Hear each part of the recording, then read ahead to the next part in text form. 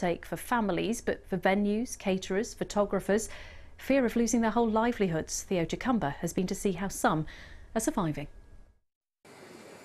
A quiet warehouse, stacked plates and an unused kitchen area. This was a hub of activity before the pandemic, now a stark reflection of the wedding industry. It's been terrible. The biggest thing is just not knowing when we'll be able to get back to work. Here are Portfolio Events in Kettering. They quickly repurposed their kitchen and began making thousands of meals for local charities. Matt, the director, was initially grateful for the furlough scheme, but feels their industry has fallen through the cracks. We were the first to be taken away, have the work taken away from us. We've had zero work throughout the whole pandemic. We don't know when we can get back to work, and yet now we're expected to pay 55% of all of our staff's wages, which is going to prove really, really tricky.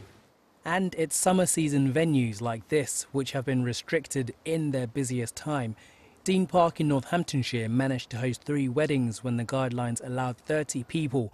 Now they only have 1 remaining, which meets the current criteria of 15 people.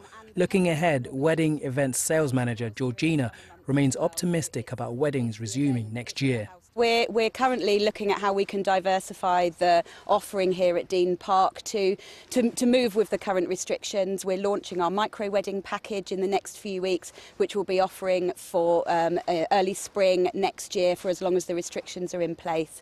Working with venues and suppliers, wedding planner Hannah says small weddings have become popular among her clients. There are options now. You can have a ceremony for 15 people now and have your celebration in, 12 months or 2 years' time. Or you can just have a small celebration now. Quite a lot of people, it's quite nice because it's kind of relieved the pressure of them. Actually, an intimate wedding works for a lot of couples. So yeah, it's just working with couples as to make sure that it's their perfect wedding and what they want it to be.